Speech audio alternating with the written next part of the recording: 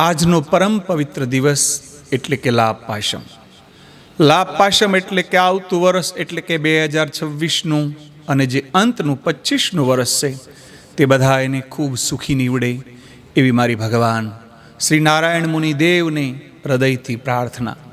બધા એને સુખિયા કરે તથા મારા તમામ જે ખાસ મિત્રો છે, જે નજીકથી રહેતા હોય, જે મને નજીકથી ઓળખતા હોય, જે મારી સાથે દિલથી વર્ષોથી રહેતા હોય, એ બધા એને મારા ભાવ અને હૃદયથી પ્રણામ. તેમજ યુટ્યુબના માધ્યમથી મને જોતા હોય, કદાચ ન પણ જોતા હોય તો પણ પરમાત્મા એમના તમામ મનોરથો પૂરા કરે. ભગવાન શ્રી રામ એમના જેવો કરુણામય સ્વભાવ એમને પ્રદાન કરે. ભગવાન શ્રી કૃષ્ણ ભક્તિરૂપી સત્યરૂપી પ્રકાશ એમને પ્રદાન કરે. મહાદેવ દાદા બધાને વેરઝેર ભૂલી બધાને સંપીને રહેતા શીખવાડે.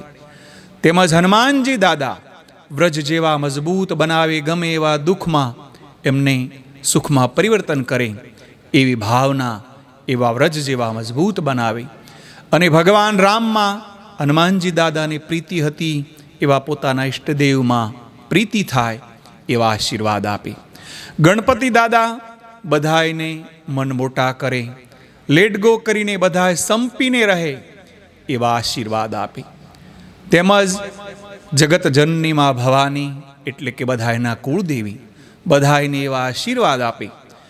એમના બધા જ આ તમામ મનુષ્યો એમના દીકરાઓ છે, તેમના સંતાનો છે, એ સંતાનોને સારી મતિ આપે. બધાએ અરસ્પર સાથે રહી અને આ દેશની, કુટુંબની, પરિવારની સાથે સંપીને રહે એવા બધાએ આશીર્વાદ પ્રદાન કરે એવી મારી તમામ મિત્રોને હૃદયથી અભિલાષા સાથે વારંવાર તમારા દાસના એટલે કે આ તમારા મુકેશના વારંવાર પ્રણામ સાથે આપ સૌને જય શ્રી રામ, જય શ્રી કૃષ્ણ, જય શ્રી સ્વામિનારાયણ.